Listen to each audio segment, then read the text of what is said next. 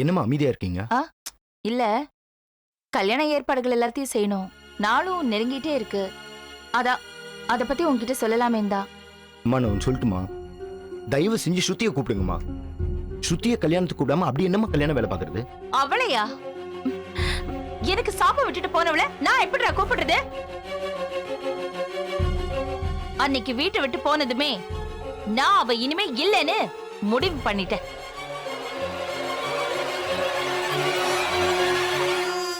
அம்மா அப்படிலாம் சொல்லாதீங்கம்மா. உறவுகளோட சேர்ந்ததுதாம்மா குடும்பம். அதுல ஒண்ணு குறைஞ்சா கூட அது ஊனம்மா. அவ பேசின பேச்ச நினைச்சு பார்த்தா இப்ப கூட எனக்கு மனசு ஆற மாட்டேங்குதுடா. நான் அவளை கல்யாணத்துக்கு கூப்பிட மாட்டேன்.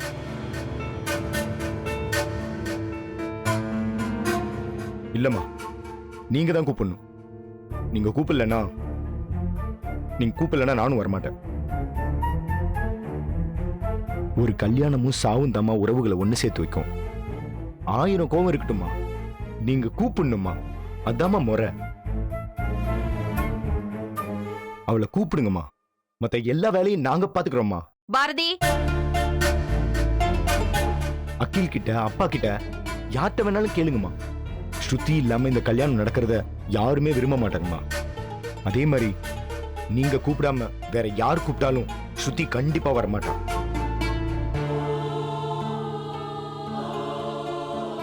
அவ என்ன அவ்வளவு ரோஷக்காரியா? இல்லம்மா, அவ உன் பொண்ணு. உனக்கு இருக்க தன்மானம், ரோஷம், கோபம் இதெல்லாம் அவளுக்கும் இருக்கதானமா செய்யும். ஆனா அதே சமயம் நீங்க மட்டும் கல்யாணத்துக்கு வான்னு ஒரே ஒரு வார்த்தை சொல்லுங்கம்மா. மறு வார்த்தை எதுவும் பேசாம ஓடி வருவாமா. ஏன்னு தெரியுமாமா? ஏன்னா அவளுக்கு உங்க மேல அவ்வளோ பாசம்.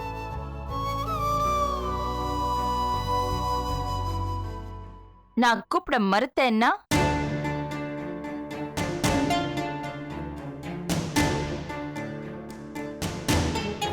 அப்புறம் இந்த கல்யாணத்தை நீங்க மட்டும்தான் நடத்திக்கணும்.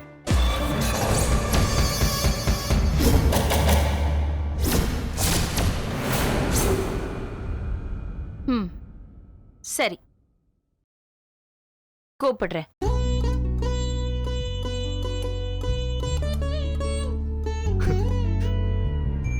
தேங்க்ஸ்மா, நீங்க கூப்பிடுவீங்கன்னு எனக்கு தெரியும்.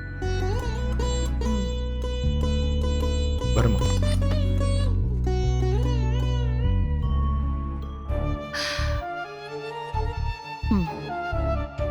ஸ்ருதிய கூப்பிடுறேன். அதே சமயம் உன் பொண்டாட்டி கண்ணம்மா வராம இருக்கிறதுக்காக எல்லா ஏற்பாடுகளையும் நான் பண்றேன்.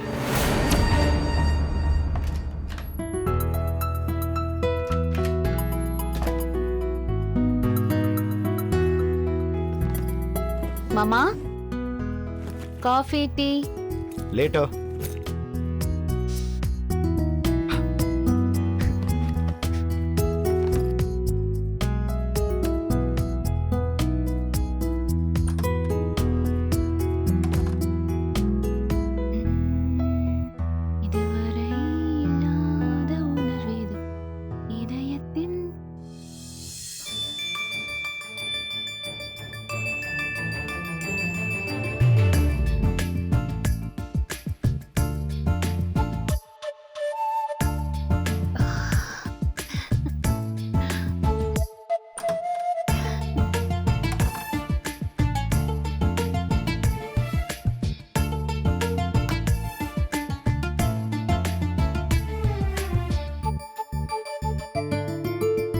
என்ன கண்ணம் அது? பூவை தலையில வச்சுக்க வேண்டியதுதானே, கையிலேயே வச்சிருக்க? இல்ல, நீங்க உங்க கையால வச்சு விடுவீங்கன்னு தான். ஓ, அப்படி. அதுவும் சரியா தானே இருக்கு, வச்சு விடலாமே.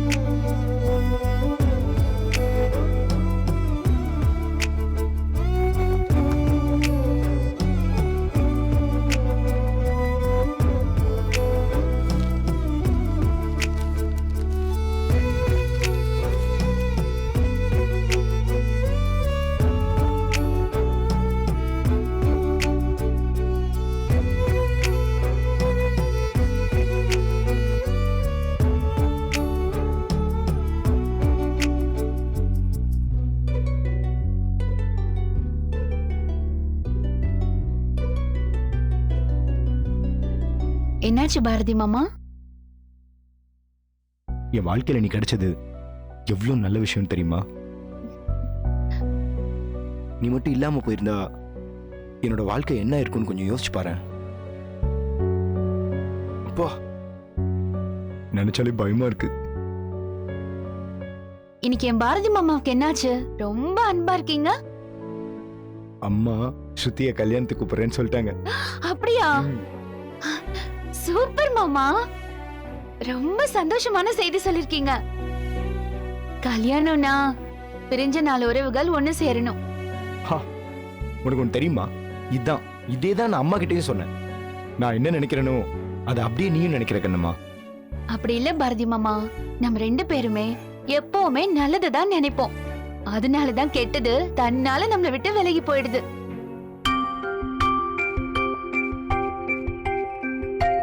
என்ன அவாய்ட் பண்ற உன் வாசல்ல தவம் இருக்கிறத விட என்ன நேசிக்கிற அகில மனசுல குடியிருக்கிறது நல்லதுன்னு தோணுது.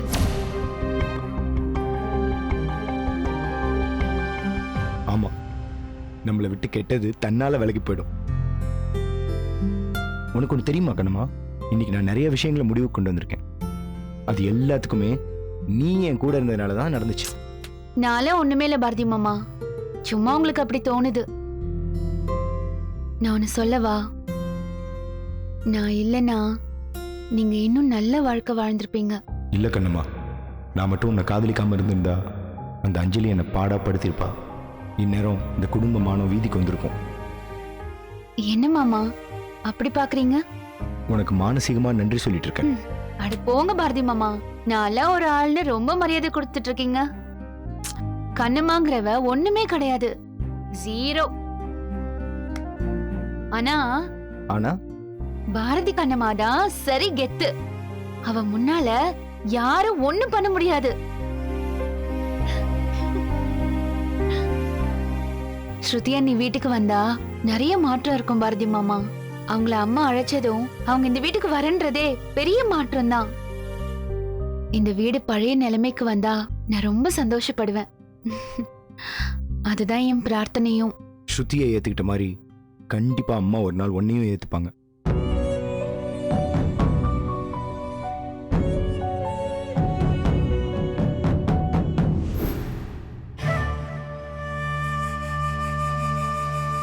இந்த நிமிஷத்துல ஒன்னு தீர்மானம் பண்ண அஞ்சலி. அட் எனி காஸ்ட் நான் உன் வாழ்க்கையில இல்லைன்னு முடிவு பண்ண. அகிலனை கல்யாணம் பண்ணிக்கிட்டேன்னா அகிலனுக்கு சின்சியரா இருக்கும். அது உன்னால முடியுமா? அப்படி முடியும்னா இந்த கல்யாணத்தை நடத்தலாம். அப்படி இல்லைன்னா இந்த கல்யாணத்தை இப்பவே நிறுத்தலாம். இந்தா தூக்க மாத்திரை, ஹெவி டோஸ், புடி. ஏய் புடிடி. பாதி கண்ணம்மாக்கும் பாதி அகிலனுக்கும் கொடுத்து ஒரேடியா முடிச்சிடு. ஏன் பாரதி மாமா, நான் என் காதல தோத்துட்டேனா? நீ எனக்கு கிடைக்கவே மாட்டியா? 4 நாள் எப்படி இருந்தோம், எவ்வளவு அன்பு. சட்டுன்னு இப்படி ஒரு பேச்சு பேசிட்டியே. நீ பேசினதுல குழப்பமான நிறைய கேள்விகள் எனக்குள்ள வந்தது.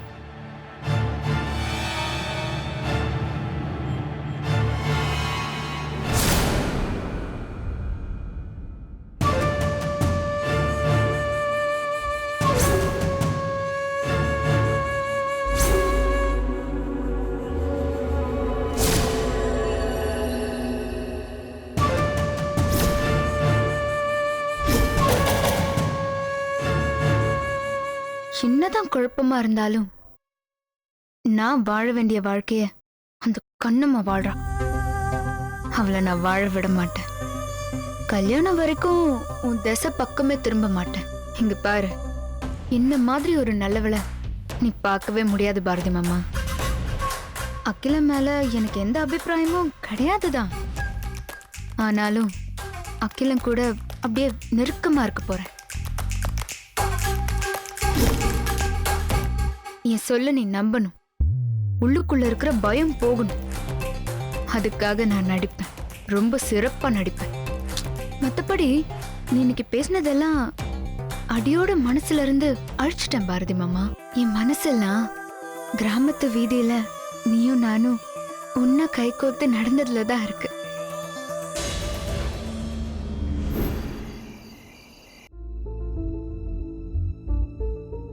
ஸ்ருதியை கூப்பிடலனா நான் வரமாட்டேன்னு சொல்றான் பாரதி.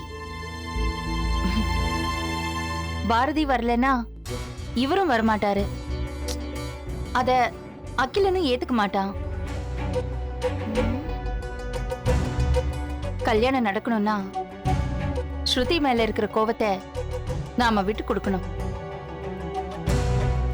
ஸ்ருதி மேல இருக்கிற கோவத்தை நாம விட்டு கொடுத்தா கண்ணம்மாவ கல்யாணத்துக்கு வரவிடாம தடுக்கிறது தப்பா தெரியாது.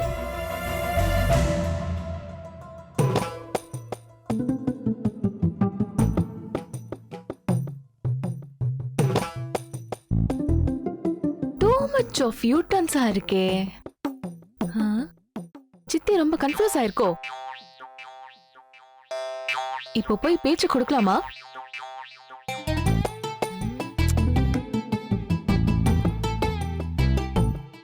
சித்தி, ஏதாச்சும் குழப்பம் நான் என்கிட்ட சொல்லலாம்ல? இங்க இருக்கிற எல்லாருமே தான் குழப்பம். யார் எந்த பக்கம்ங்கிறதே தெரியல. இந்த வீட்டை பொறுத்த வரைக்கும் யார் எந்த பக்கம்ன்றது ஒரு கேள்வியே இல்ல சித்தி. எல்லாரும் ஒரே பக்கம்தான். என்ன ஒண்ணு, சின்ன சின்ன மன வருத்தங்கள், அதுதான் நம்மள கொஞ்சம் விலக்கி வச்சிருக்கு. அதான ஒரு தீர்க்கே இல்ல. காப்பர் மாதிரி ஒரு எளிதில் கடத்தி, ட்ரூ கண்டக்டர். என்ன பிரச்சனை, யார் கூட பிரச்சனைன்னு சொல்லுங்க, சிம்பிளா சரி பண்ணிடலாம். இந்த ரெண்டுல ஏதாவது ஒண்ணு தொட. எதுக்கு சித்தி? தொடு. இது இல்ல இல்ல, இது இல்ல இல்ல இல்ல இல்ல, இது இது இது இது இதான். என்னன்னு சொல்லவே இல்லையா சித்தி? ஒரு பொட்டி கடை வைக்கலாமா வேணாமான்னு பாக்குறேன்.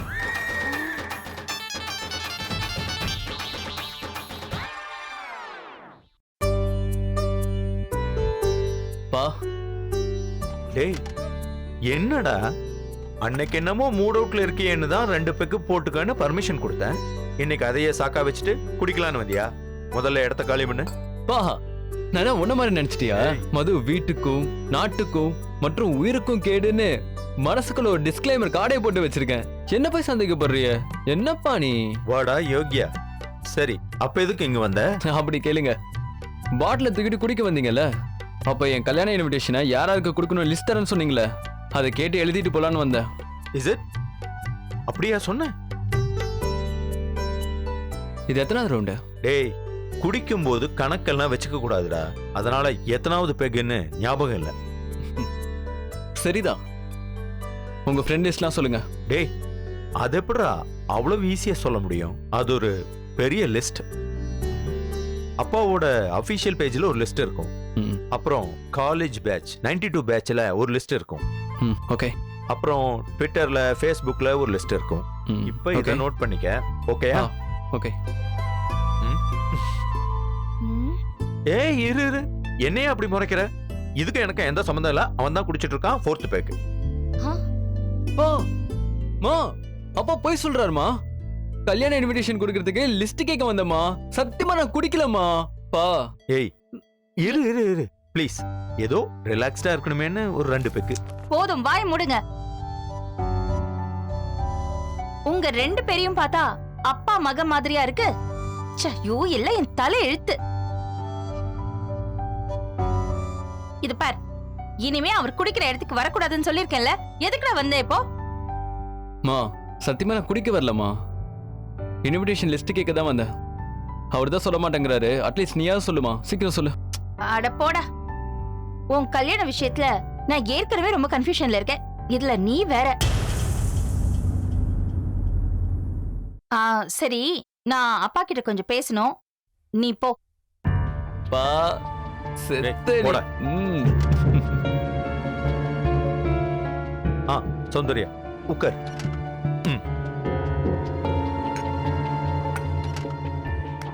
சொல்லு. எங்க பாரதிக்கு கல்யாணம் நடந்ததுல இருந்து இந்த வீடு வீடாவே இல்லைங்க. ஆஹா, கண்ணம்மாவை பத்தி பேச வந்திருக்கா போல இருக்கே. கண்ணம்மா கிட்ட சிக்கன் எடுத்துட்டு வர சொல்லியிருக்கோம். இப்ப அவ வந்தானா என்ன நடக்குமோ? என்ன யோசனை உங்களுக்கு? இல்ல சும்மா. பாரதி என்ன கொஞ்சம் குழப்பிட்டாங்க. அதுக்கு ஒரு விடை தேடிதான் நான் உங்ககிட்ட வந்தேன். பாரதி பண்ண ஒரே தப்பு அவன் கல்யாணம். அந்த கல்யாணம் முடிஞ்சு ரொம்ப நாள் ஆச்சு. இப்ப புதுசா எங்க இருந்து தப்பு வந்துச்சு? கல்யாணத்துக்கு ஸ்ருதி இருக்கணும்னு சொல்றான்.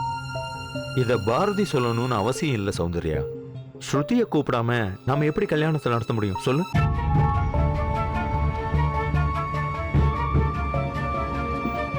வேற யாராவது கூப்பிடுறதா இருந்தா கூட பரவாயில்லைங்க. அவளை நானே தான் கூப்பிடணுமா? ஆமா சௌந்தர்யா, நீதான் அவளை கூப்பிடணும். நீ அவளை பெத்த அம்மா. பெத்த புள்ளைய கல்யாணத்துக்கு கூப்பிடுறதுல உனக்கு என்ன தயக்கம்? நான் அந்தந்த நிமிஷத்துல எல்லாத்தையும் மறந்து போறவ இல்லைங்க. அவ எனக்கு சாபம் கொடுத்துட்டு போனவ. அவளை என்னால கூப்பிட முடியாது. நீங்க தான் கூப்பிடணும். ஏன் சௌந்தர்யா? இந்த வீட்டை விட்டு என்ன அவமானப்படுத்திட்டு போனவங்க அவ. திரும்ப வந்து அவளா தான் வரணும். அவளை திரும்ப கூப்பிடுறது எனக்கு அது கௌரவ குறைச்சல். அதையும் மீறி கூப்பிடணும்னா நீங்க தான் அவளை கூப்பிடணும். பெத்த பொண்ணுகிட்ட என்ன கௌரவம் வேண்டியிருக்கு சொல்லு? இங்க பாரு, நீயே அவளை கூப்பிடு. அதுதான் எல்லா ப்ராப்ளத்தையும் சால்வ் பண்ணும். சௌந்தர்யா, சண்டை போடுறதுக்கு 1000 வார்த்தைகள் தேவை. ஆனா சமாதானத்துக்கு ஒரு சொல் இருந்தா போதும். நீ மட்டும் அவளுக்கு ஃபோன் பண்ணி நான் அம்மா பேசுறேன்னு சொல்லிப்பாரு. எல்லா கோபத்தையும் தூக்கி போட்டுட்டு அவ உன்கிட்ட ஓடி வந்துருவா. குடிச்சிட்டு இருக்கிற மனுஷங்கிட்ட நான் வந்து பேசணும் பாருங்க. அது என்னோட தப்புதான். நீங்க குடிங்க. ஸ்ருதி எப்படி கூப்பிடுறதுன்னு நான் பாத்துக்கிறேன். அதுல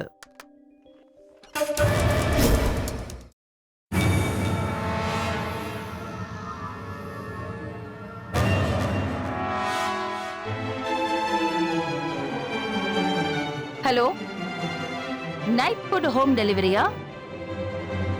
நான் சௌந்தர்யா காஸ்மெட்டிக்ஸ் ஓனர் பேசுறேன். எனக்கு ஒரு 5 நிமிஷத்துல சிக்கன் ஐட்டம்ஸ்ல என்னென்ன வெரைட்டிஸ் இருக்கோ அத்தனையும் உடனே எங்க வீட்டுக்கு அனுப்புங்க.